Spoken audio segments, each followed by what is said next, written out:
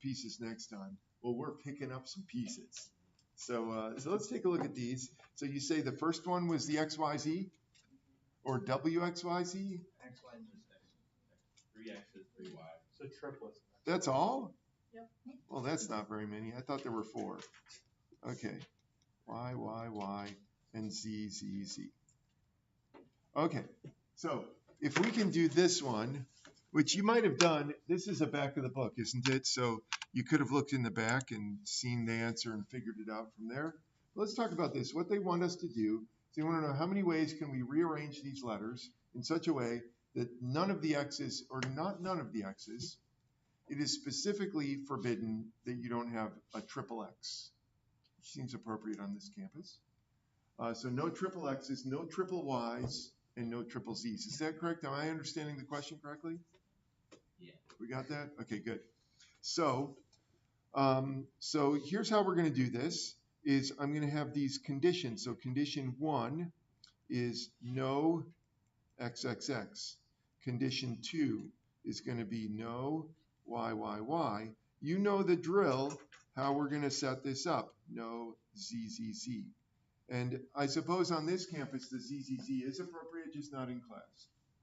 So let's go ahead and figure this one out. So we're going to start off with anything goes, and then subtract off the complements of these things. So let's start off with anything goes. Anything goes is easy. Let's see, I'll do this in a different color. We have 9 factorial over 3 factorial, 3 factorial, 3 factorial. So let's double check that that makes sense. That's a pretty simple problem. That's like a chapter 1 problem. How many ways can you rearrange these 9 letters? So is there any issues there? Is that all? We're not done. Oh. That's just the start. So this is the think of this as being the sample space, or the all. This is all words here. Let me do this in a different color. All words. So that's good. Yes. I don't get why. You don't believe that? I believe it, but I don't understand where it comes from. Okay, let's do it then. So let's do it with easy. I know this is Sarah speaks truth. So what Sarah says is true. But let's do it with something simpler, because that's oftentimes in math, this is the way to go, especially if you're in modern algebra. Modern algebra, simplify, simplify, simplify. Take something simpler, understand it with the simpler example, and then maybe the harder example will make sense. So let's do this one, and let's say that we don't want, or here, we don't, this isn't, yeah. Okay, so how many permutations are there of XXYY? Well, 4 factorial, right? 4 factorial, because there are 4 letters and you can permute them. So let me write them all down. You have XXYY. I need to just color these a little bit, just a sec. What if I take these 2 and I just change them? Just a minute. Convert style, that's what I want. Let's change those to purple. There we go. Okay, so we've got XXYY. So let's permute these. Now 4 factorial is 24. So one way we could permute these is to just take these, copy them. Sorry. Copy. This is going to probably take way longer than it should. Okay, so let me show you one permutation. If I take that X, move it over here. There's another permutation, right? That's one of the 4 factorial. Here's another one. If we take this X, just a minute, and instead of moving it to the end, let's move it to the front. Technically, that's a different permutation, isn't it? We're moving the X, the green X and the purple X are switching places. So 1, 2, 3. If we keep going, we'll get 24. The problem with the 24 that we're going to get is that there's going to be a bunch of them that look a lot alike. Oh no, that's not what I wanted to do. try again. I want to grab this x and move it to the end. So notice that when you do a permutation of things like duplicate letters, you end up with these things that look, whoops, wrong one, undo. Oh, we can just do that. That's kind of cool. And these two, turn curvy, it will. Okay, so those two, they look exactly alike. In fact, every one of these is going to have a couple, actually several mates. And so there aren't actually 24 permutations of x, x, y, y. If they're all the same color, in fact, I'll do it right now. There are actually just 6. I'll write them all down.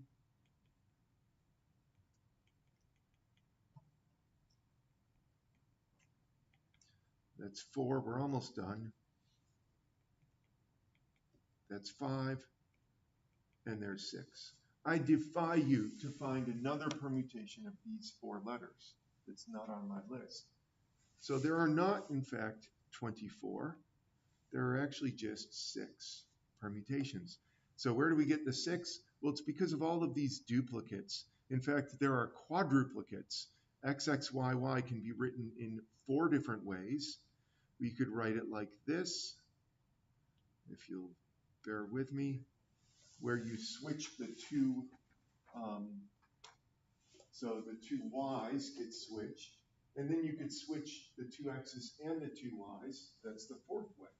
So to correct for the fact that there are not, in fact, 24, the duplicate letters mean that you have to divide by 2 factorial times 2 factorial, that's 4, to get rid of all the duplicates.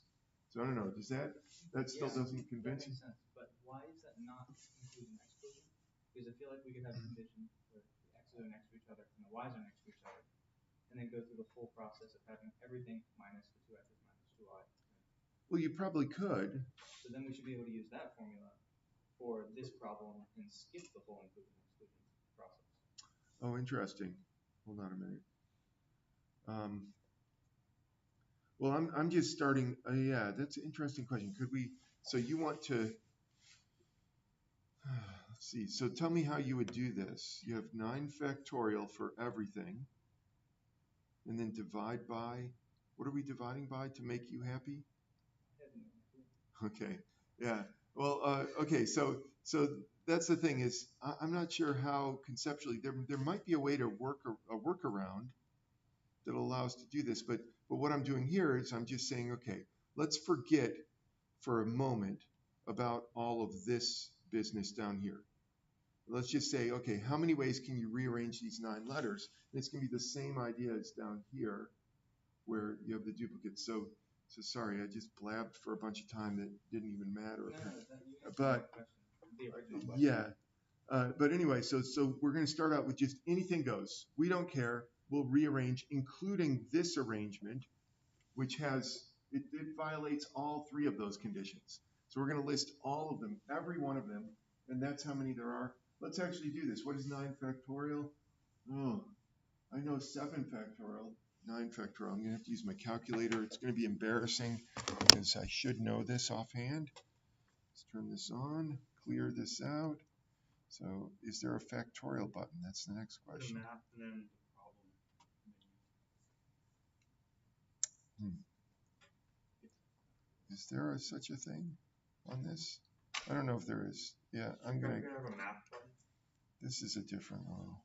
Yeah, I'll just do 9 times 8 times 7 factorial, which, okay, so it's 32, or 362,880. So this is going to be 362.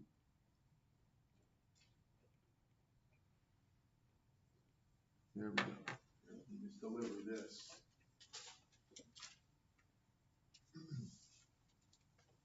So that's anything goes. And now let's get rid of all of the things that violate my conditions. So how many ways could we violate condition 1? So this is anything. Now we'll do the number of ways of violating condition 1, which will be this. Now what does it mean to violate condition 1?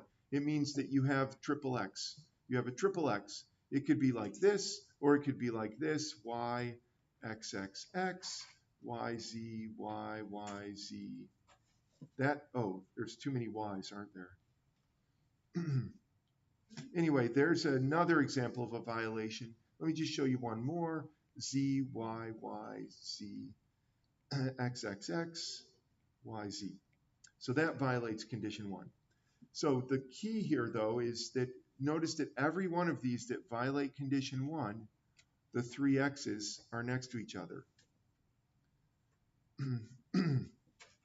So one way to think of this is to think of it in terms of refrigerator magnets. You have a bunch of refrigerator magnets that have these letters on them, and so on. But because I have a 3D printer, I could 3D print a refrigerator magnet that looks like this. And so if we rearrange those refrigerator magnets, what we'll get is we'll get all of the different ways that the X's could be together. So like there, at the top there, here, these two. So just do a permutation of these. So think of this as being a single character. So single character. That is the character XXX. So these are all connected there. It's like in these weird Scandinavian languages, how they'll sometimes smash an A and an E next to each other. Have you ever seen that? It's like, what in the world is that? Some child gets their name that's not going to work for me, is it? Sorry. But anyway, like if some kid gets named this, they're never going to be able to type their name. There it is. They're never going to be able to type their name into like a normal English thing. But anyway, I digress. That's why you should name your child a normal name. But yeah, by normal, like what is normal? Yeah, don't misspell names when you name the child either. Don't put in extra letters. Just a little piece of advice, be cursed the rest of your life. Where'd that H go? You know what I'm talking about. Everyone adds an H. Although Sarah with no H, that's normal, isn't it? It's just a variation. That's normal as well. I'll accept a Sarah without an H. Yeah. Is your mom's name Sarah with no H? Yeah. So see, if you have someone who is from my generation who has the name, it's normal. I know. That's really, really opinionated. Silly, but all these people like, yeah, you want to spell a Sarah like this? Yeah, that's not Sarah. Okay, sorry. Okay, now we're getting way far afield here. Yeah, wait, this is being recorded? Oh no. Okay, yeah, don't share this with your friends who are named Sarah, Seehruh, or something like that. Okay, well, think of that as being a single character, XXX. So now how many characters, how many things do I have to permute? I have 7 things. Yeah, there's 7 things there, right? 1, 2, 3, 4, 5, 6, 7, if you include XXX as its own character. So it's 7 factorial. Now let's divide by the duplicates. Remember, XXX, already a single character. You can't rearrange those. They're all printed on that magnet. So the rest of them you can rearrange. The ZZZ can be rearranged, and so you do factorial for the YYY. So far, all right? Does that make sense? Is that all right? I mean, maybe it doesn't.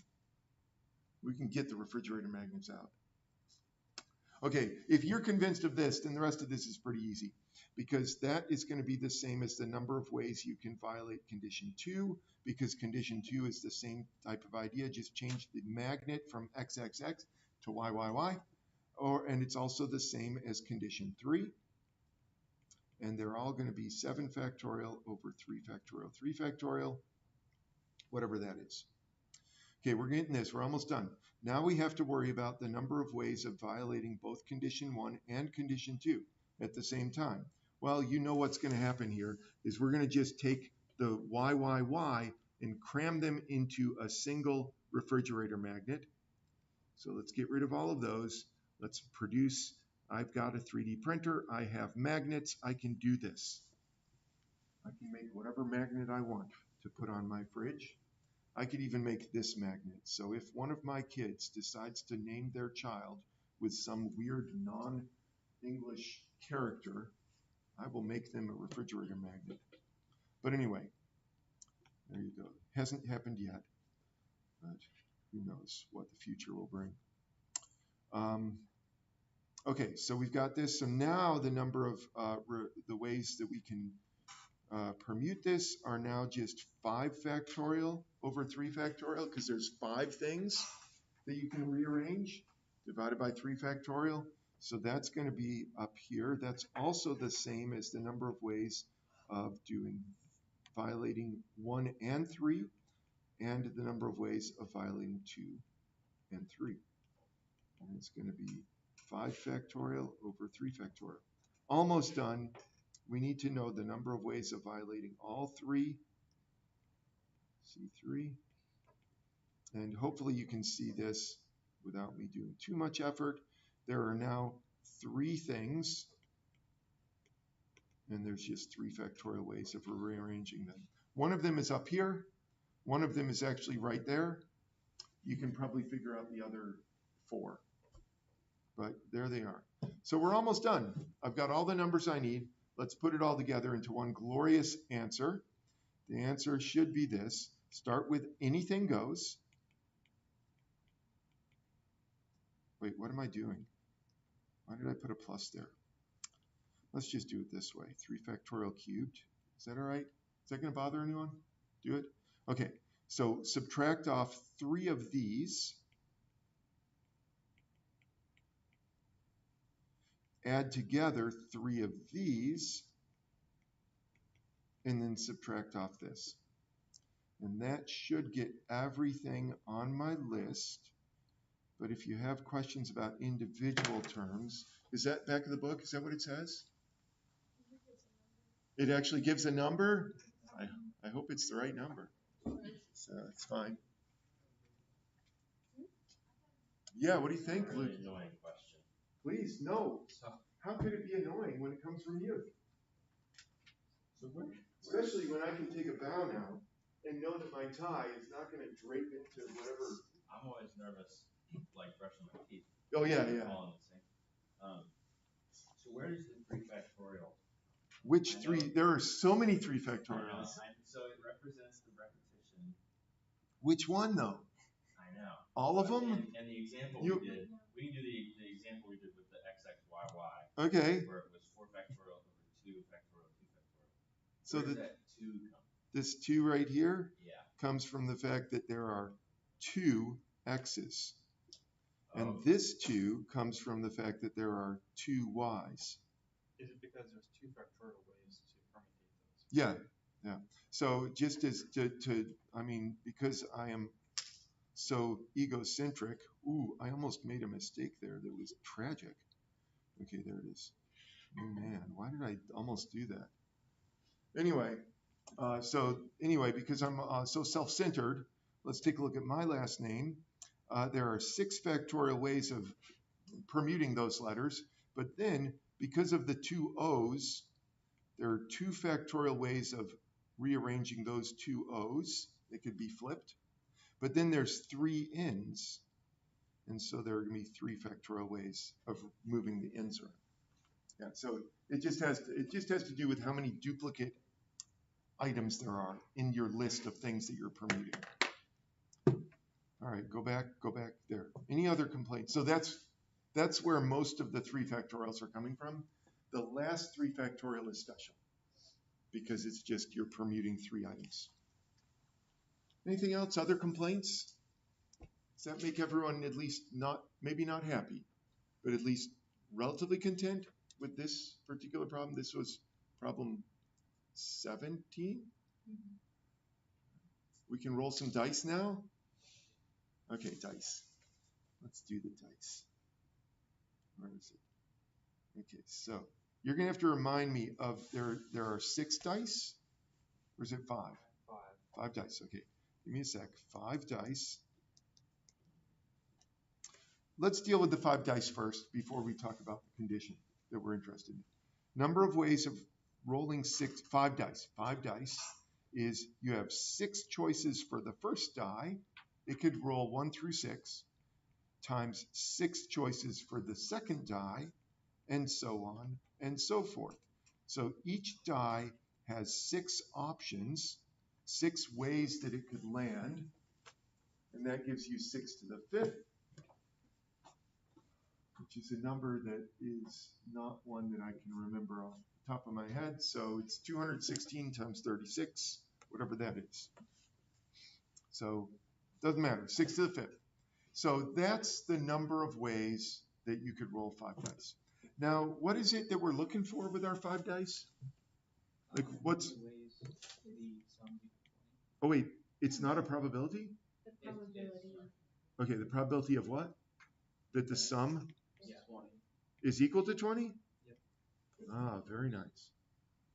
Okay, so let's make the sum equal to 20.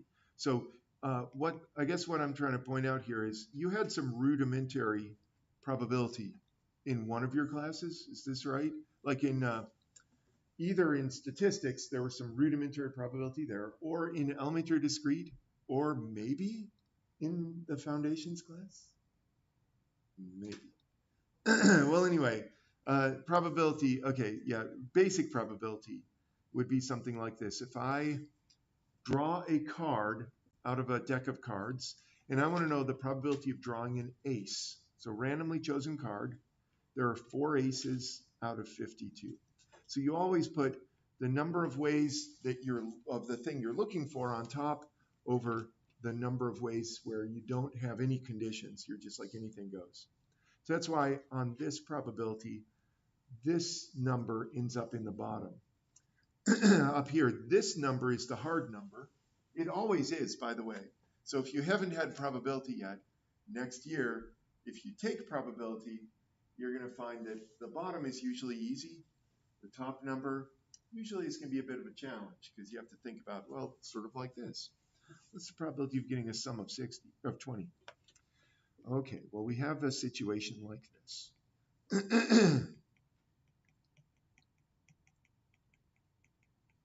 Where those x's are the values of the die rolls, but you want this to happen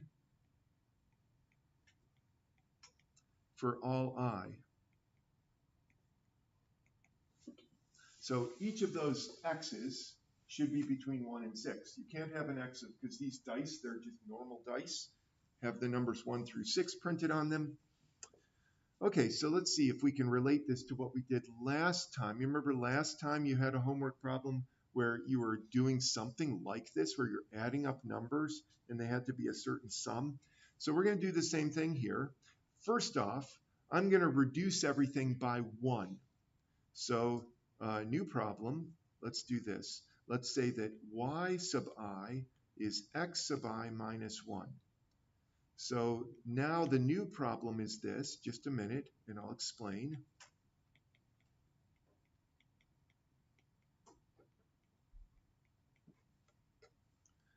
So basically I've said, I know that every die is going to have at least 1 pip showing. And so let's get rid of the 1 pip so that we can have the numbers like this. Whoops, y sub I has to be between 5 and 0 now. So the y represents the additional pips on the die beyond the 1 die, the 1 pip. So you've got, if there's 2 pips on the die, if there's 2 like this, 2, then this one is going to be this one, and y1 is going to represent that one. So that's all I'm doing. It's just shifting so that we can make it like the problems that we had last time. Because the ones last time, it was always the number could be between 0 and something. Okay, so that reduces the problem a little bit. Now, if you remember, what we're going to do is we're going to say, okay, then we'll have condition 1 is that y1 is between 0 and 5. Condition 2 is that y2 is between 0 and 5, etc. Condition 5 Excuse me. Yeah. Where's the 15 coming from? Okay, so you roll your dice. Okay, so let's see. Let's imagine this happening. Let me just put some dice down. So let's say this. Here's the next one. Here's the next one. Almost done. There's a 5 and then a 2. And you're excited because you have a large straight, which really helps you with your Yahtzee score. But so this is your dice. At any rate, what I'm going to do, those are the values of x. So this is x1, x2, x3, x4, and x5. Anyway, the total there, what is the total there? 15? Yeah, total there is 15, just by coincidence. So what I've done, though, is I'm reducing these so that you have y1 in this instance is 0, because I've taken away one of the pips. Y2 is going to be 3. So the y's are always 1 less. Should be the total, so it'd be 21 minus 6 also. Wait, what? So 21 is like... I thought it was 20. Yeah, just 20. I'm saying 21 if you add up all the numbers on the possible die, you get 21. And then minus 6. You also get 15. Oh, yeah, but that's not why it's 15. Yeah. Okay. Okay, but do you know why it's 15 now? Yes, I know why it's 15 now in our particular problem. So Okay. Sorry. You're bringing in this additional information, which is true. But, okay, don't get confused by his observation, which, yeah, is not pertinent to this particular problem. Okay, everyone else okay with my reduction of the problem from 20 to 15 because I've removed one from each of the numbers? Any other complaints? Okay, so we got these conditions. And so now let's just go ahead and do this. So as always, let's see, we have to erase this. Give me a sec. This is going away.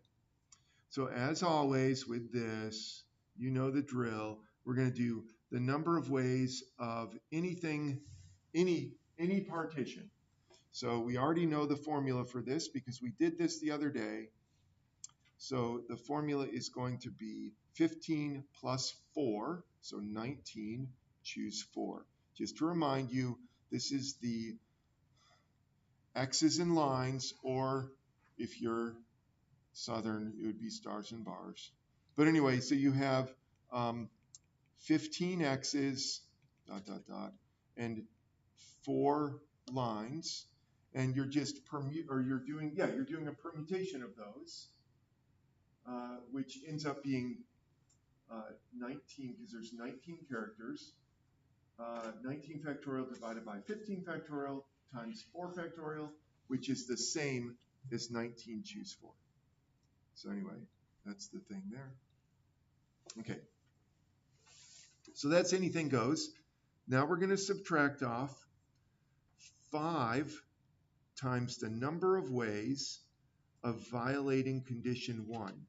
So you might say, why is it that you're using 5 times the number of ways? Let's see, because the number of ways of violating, because these dice are all the same. They're the same type of die. If you violate condition 2, it's the same it's the same idea. It's the same number. So we're not going to, it's like up here where we figured out, like there's 3 ways that this could happen, and 3 ways, because they're all the same. All of these happen to be the same. These happen to be. So let's just dispense of that whole discussion and say, okay, that's the number of ways of violating condition 1. So let's see, how could we violate condition 1? Well, we violate condition 1 if y1 is bigger than 6, or bigger than or equal to 6, bigger than 5. So here, let's just do this. So condition 1 bar means that y1 is greater than or equal to 6. So here again, we're going to reduce the whole thing to this. We'll just say, now let's let z1 equal y1 minus 6. So now z1 is greater than or equal to 0, but we have to get those 6 from somewhere. So the total now has to be equal to 9. So those 6 have to come from somewhere, so we take them from the 15. Now the total has to equal only 9. Hopefully this is somewhat familiar. We did something similar for Monday. But anyway, that's going to be 5 times, let's see, now it's 9 plus 5, 4. 13, choose 4.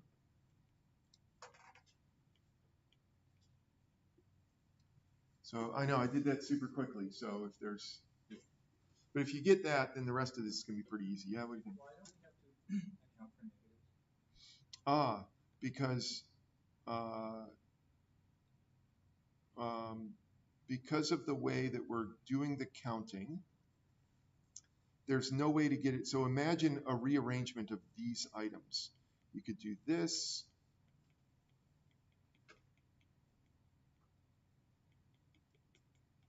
Whatever. And so if you think of it as a partition, there's no way to have a negative number of x's between two bars. So you can, like here, this is 3. So x1 would equal 3, x2 is equal to 1, x3 is equal to 3, x4 equals 0, and x5 equals whatever it is. So because of the way that we're setting up the original count, it excludes the negatives already. So negatives have already been accounted for. We don't have to worry about them. Exciting, isn't it? Okay, let's just do one more part of this. I know we're not quite done. Okay, so we have to add back in, so you know the drill. So 10, just a minute, I'll explain why. Oh wait, I should make that brown, shouldn't I? Just a sec, let me change this to brown. Okay, now, C1 bar, C2 bar. So you might say, why is it 10? Well, there are 10 ways of choosing 2 of the conditions to violate. So there are 5 conditions, and if you choose 2 of them, 5 choose 2 is 10. And so that's why this is 10. So anyway, I have to add back in all the ways that you violated 2 conditions because I have double counted here. So let's go ahead and do that. Here, you have to imagine up here that maybe y2, so we're going to do C2 bar, which means y2 is greater than or equal to 6. And so here I'm going to do this business again, y2 minus 6. The 6 has to come from somewhere, so it comes from the total. So now there's only a total of 3 to distribute. And so the number of ways of doing that is you have 7, choose 4, because you have 3 x's, 4 lines, do the permutation, and you get this. Now you might say, okay, we've got to keep going. Let's subtract off 10 times the number of ways of violating 3 of these conditions. Oh, here I did it again. I left it red. That's all right. I can fix this. Let me first do this. Move this over so it's not, oh, come on. Okay, it's not as squished. And then let's fix this. Brown, brown, brown. Okay, it's brown. Okay, so let's imagine what would happen if 3 dice violated my conditions. Well, if 3 dice violated the conditions, it would mean that you have 3 of these that were at least 6. So let's say y1, y2, and y3 are all at least 6. Well, that's 3 times 6, that's 18, which is already greater than 15. There's no way for this to be satisfied if you violate 3 of the conditions. And so you don't have to worry about that. That's not going to have, that was never counted to begin with, so you don't have to worry about it happening. So is that it? That's it? Yeah, so I could do this here. We could do a minus if you really want to, minus 0, and then plus 0, minus 0. If you want to keep going with the inclusion exclusion, but all the other conditions, there's no way to have multiples. Anyway, that's going to be the final total right there. Hopefully that's the back of the book. This is the back of the book? Back of the book. So you can check my math. And I encourage you to do so between now and Friday. Yeah, it is right? Well, that's right, but it has to be over 6 to the 5th. Oh, I forgot. Yeah, over the 6th to the 5th. Yeah, thank you. So 6th to the 5th. What's on Friday? We're going to have class. But you no, whatever's on Friday is that if we don't finish, which maybe we are going to finish, I was going to have you hand this in on Friday, finish up What's the time? 39. Yeah, we have 20 minutes. I mean, we probably can do this in 20 minutes, can't we? I mean, that was my goal for today. So yeah, so apparently nothing is Friday. Well, there is something Friday, and that's class, but nothing is due Friday. I'll have some quiz for you that's this stuff. But let's go on. Let's do the table, the family reunion. We love this, don't we? This is the one that we might not finish. So here's my circular table. Isn't that nice? Now, what is the condition? We have 6 couples at this family. We have five families. Five families. So a Each wife, with a husband, husband, a wife, and one child. You have three people? 3 people per family, none can be seated next to each other. Sorry, I was thinking it was couples. Okay, yeah, this is definitely going to take the rest of the period. You think so? I think it's Okay, we'll see. Let's be really similar to 17 because you can't have 3 together, but you can have 2. Yeah. Oh, is that right? It just says so that no family is seated all together. All together. Okay, yeah. Okay, so it is like, you're right. Okay, sorry, I was worried. I was thinking that it was that you couldn't have any 2 family members next to each other, which is going to take a long time. See, that's what I was thinking until a couple seconds ago. Okay, well, I'm glad that you clarified me. So this is the correct interpretation, though, is that the entire family, you can't have, so here, let's do it this way. You can't have the green family like this. The green 1, green 2, and green 3. Green 3. So they can't be in a row in any order. But it's okay if we do this. Take this green, move them down here, and let's see, what's another last name that's a color? The browns. So you could do something like this. And that's legal? Okay, good. All right. Whew. So it's not as bad. So the big issue here is that you're on a circular table, and that's where things get confusing. So let us do this. In order to make it a little bit less confusing, what we're going to do is we're going to just seat one person. And once that person is seated, we're not going to worry about the table. Like here's the thing about tables that are here. Circular tables, the thing about circular tables is they could be rotated. And see, you could have exactly the same permutation of people, just rotated a bit.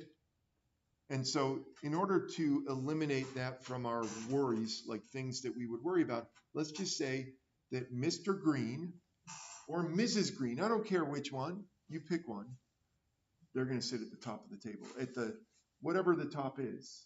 So we're going to say that's where they're sitting, and then we'll fill in the other people around them. So Mr. Green, top of the table, the other people get filled in. So let's see, how many ways could we fill in the other people?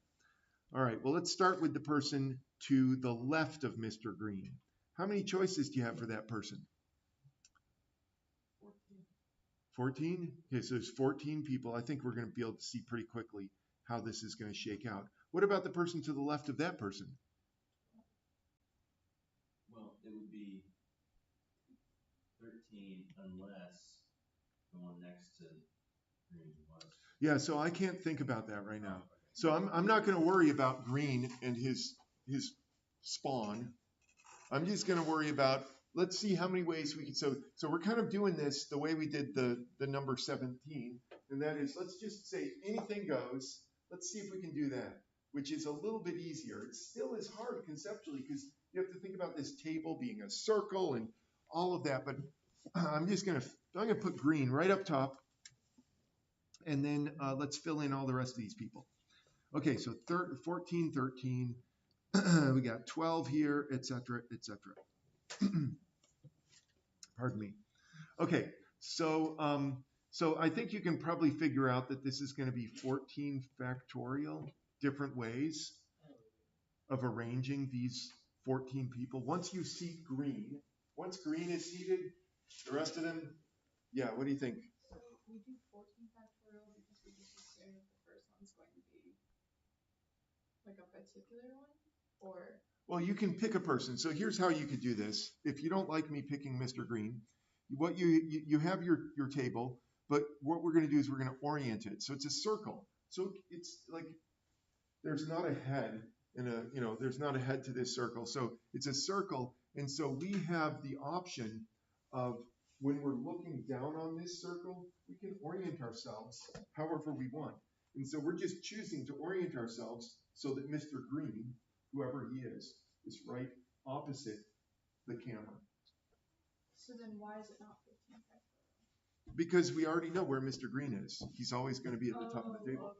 Wait, Yeah, Mr. Green is in. Seat him. There were other problems in the book that did this. We did it last year in elementary history. Yeah, you did.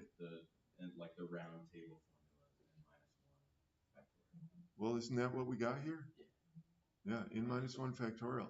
Did they ever divide by 2? Okay, well, sometimes you divide by 2. Let's not cloud the issue. So, yeah, for a round table, because think of it this way, that if you have an order around here and you flip it over, you split the table, look at it from below instead of above, you essentially have the same arrangement of people. It's just that instead of this person being to the left of Mr. Green, that person ends up being to the right of Mr. Green. But it's the same sort of arrangement. The same people are sitting next to you.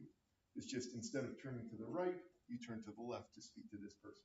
So anyway, in that situation, if you're just concerned with who's sitting next to whom, you divide by 2. Yeah, let's not cloud that issue right now. Let's just do 14. We got 14 factorial. We're happy.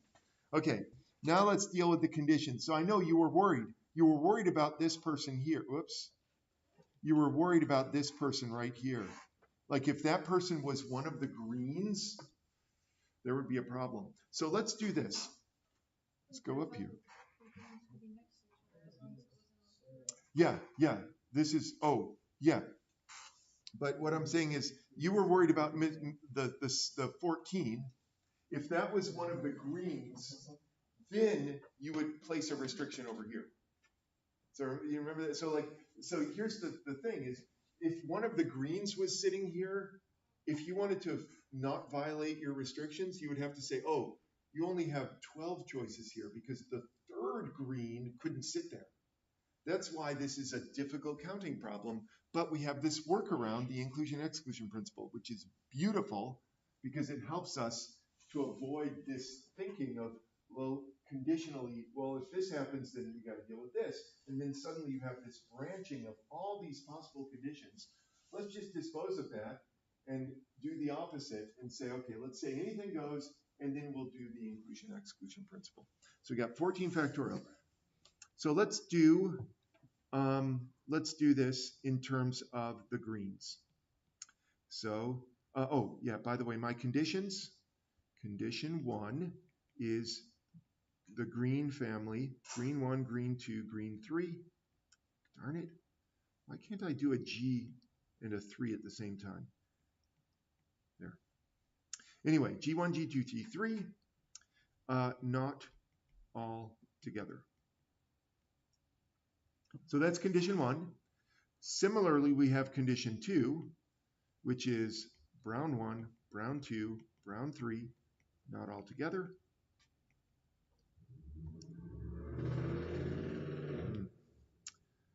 That person is impressed with themselves. And then so on, we have a C3, a C4, and a C5. So because there's 5 families, I'm not going to name them all because we don't care what their names are. I'm just using the greens and the browns because, there's also the blacks and the whites. Those are family names, but I can't really draw in white up here. And the grays, are there people named Gray, last name? Really? Oh yeah, there are Grays. That's right. Yeah, I know someone named Gray. Well, anyway, let's not go there. We only need 1 or 2 of these because what we're going to do now is we're going to say, okay, we got 14 factorial, and then we're going to subtract off 5 times the number of ways of violating condition 1, which is going to be the same as the number of ways of violating condition 2, etc. So we don't care what their names are. You could call them Billy Bob, Horton, or whatever it is. Okay, so let's see if we can figure out how many ways can we violate condition 1. Wait, is that 14 factorial minus 5 or 14 factorial choose 5? No, I'm sorry. Yeah, I should put it on the same line. Just a minute. Just a sec. I will. Yeah, it's minus. Let's pull this over. Yes. Poor notation. Thank you for helping me to stay notationally pure. That better? Yeah, because you have 5 of them. You have 5 families. And violating condition 1, that is having all the greens together and everyone else is wherever they are, is can be the same number as having all the browns together. So if we can deal with the greens first, then the browns will be the same. Okay, so let's put the greens here. And let us just throw them all together up at the top. Here we go. And in this case, how can I do this? Oh yeah, I want Mr. Green to be right in that position though.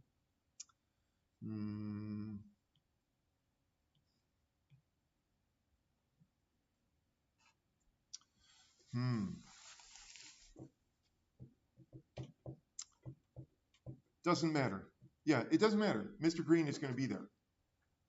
So this is just like the words, the WWWXXX, YYYZZZ. It's exactly the same because you have these 3 people that are next to each other. There are 3 factorial ways that you could permute those 3 people within one another. Ooh, this is different, isn't it? This is slightly different. Okay, so let's deal with this. First of all, we have, I'll get to the 3 factorial. Let me just get that off the screen for a minute. Okay, as far as this goes, we have the 3 greens at the head of the table, or the top. I'll just rotate it so Mr. Green's at the very top. Those 3 greens are somewhere up there, next to each other. Then you have all the other people, and there are 12 additional people. So you have 12 choices for, is that right? Because you have 15 total. So you have 12 choices for the next person, 11 choices for the next one, 10 choices, and so on. So what is that? That's going to be 12 factorial. 12 factorial. Oh, keep going. Sorry. So you have 12 factorial ways of arranging people other than the greens. Now let's deal with the greens. This is not the same as the XXX thing. And the reason is that the greens are different people. G1 is the green man, G2 is the green woman, and G3 is the green child. And so once you've done this arrangement, those, like with the XXX could not be further permuted. But here we could permute these people. And you might say, well, wait a minute. If you permute them, then maybe green 1 won't be at the top of the table. Well, here's what I'm going to do. This is another permutation. In fact, this is the permutation that most families with 1 child would choose, right? You've got mother, father, child in the middle, where the child could be controlled from both sides by the parents. I mean, that's the ideal positioning, isn't it? But anyway, so you have this sort of a permutation. So that's one of the 3 factorial ways that you could arrange these 3 people. But you could also arrange it with maybe the man in the middle. Let's do that. So sorry, I'm not trying to be, what is it called, patrician? Is that the right word? But I just had to pick someone to be G1, and I'm a guy, so sorry. Okay, so let's say this is the situation. That's okay. You still have, you have the 3 that's one of the 3 factorial ways of doing this. And you might say, well, now G1 isn't at the top of the table. That's all right, I can just rotate the table a little bit. There. Now G1 is at the top. So whatever the permutation of those 3 people is, you just make sure that G1 is at the top. So it could rotate, like if you switch G1 and G2 now, you'd have to rotate a little bit further. But you still have the same number of this 12 factorial doesn't change. You still have that same 12 factorial. So I guess the point is, what we'll do is we will have 3 seats. No, better yet, let's arrange the greens. have the greens stand in line in some order, and then make sure that the man sits in that seat, and then put the other two wherever they go. Either they're going to go over here or over here, wherever they are, doesn't matter. 3 factorial ways of that happening. After, so sequentially, like picking a tie and a shirt. After you do that, then you deal with everyone else. There are 12 factorial ways of arranging the other people, and so the total number of ways of arranging everyone is going to be 3 factorial times 12 factorial, which I know is mind-blowing, but hopefully it can, ooh, we only have 5 minutes. Oh yeah, this is going to bleed into Friday. Good. It'll give you something to do. We're not done though, are we? Because, well, first of all, let's make sure that that makes sense, because that is crucial. If this doesn't make sense, the rest of it is going to be, we're going to be lost. Okay, so if that makes sense, now we're going to add back in. So now we're going to do this whole thing. So plus 10 times the number of ways of C1 and C2 being violated. You might say, where'd the 10 come from? Well, the 10 is a result of the fact that there are 10 ways of choosing 2 of the families. So if you choose 2 families and have those 2 families sit together, C1, C2, there's 5 of them, choose 2, 5 choose 2 is 10. You can do it on your calculator if you need to. So that's where the 10 came from. And now I need to worry about 2 families, and so just for the sake of helping, make sense, what we're going to do, whoops, I've lost my circle. Let me get my circle back. That's a terrible circle. Oh, that's a beautiful circle. Okay, so I've got a nice circle there.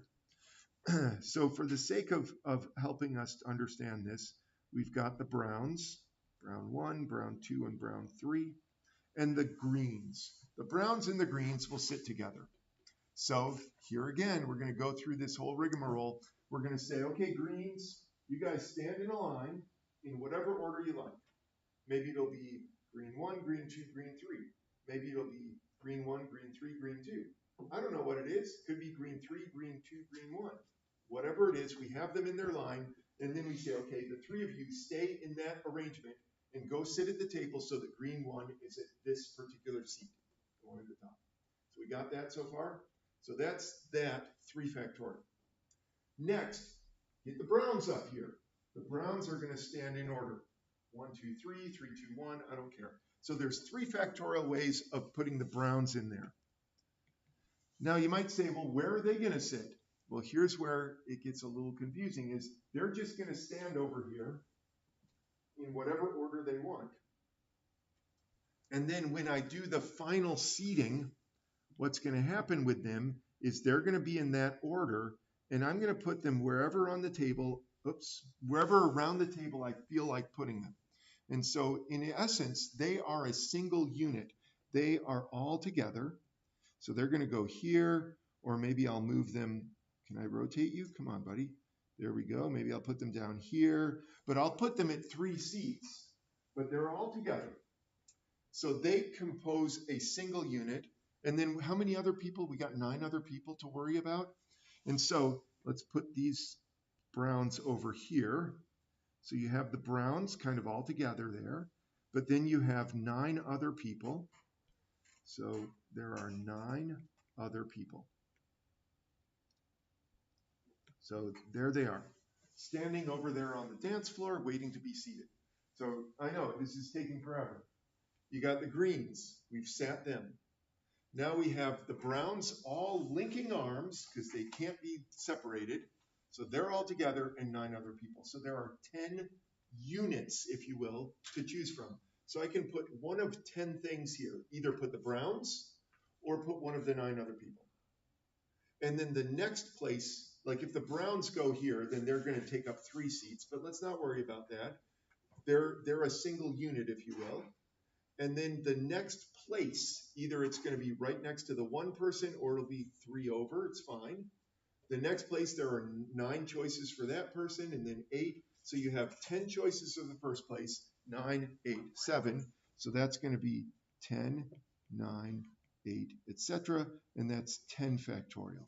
I know, so much. This is why this is super hard. Here we go. So we have 10 ways times, we have 3 factorial for the greens, 3 factorial for the browns, and then 10 factorial for the table. Not done. You have 3 more things to do. I know, it's so exciting. So the 3 things are the things you're going to do.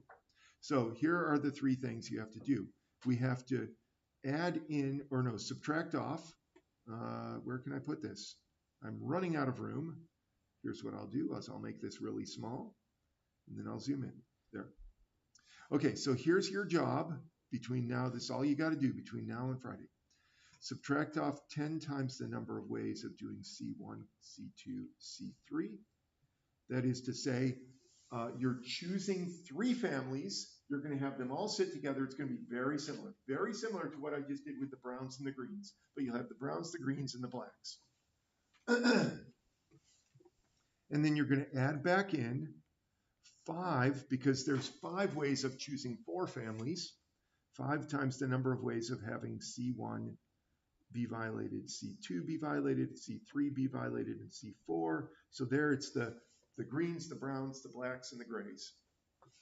And then the final thing is to subtract off the number of ways of violating everything. C2, C3, C4, and C5. Whew. So much. So see if you can get those 3 terms. They will be very similar. If you understand this term, specifically those 3 things, I think you can probably guess the other ones. But these will be very similar. Remember, you're always going to have to arrange the people within the family. That's what the 3 factorials are. And you'll have to arrange the units around the table. That's what the 10 factorial is about. So anyway, give it a go. Try to finish that by Friday. I'll collect it Friday. Don't give me anything today. I don't want anything. So what I do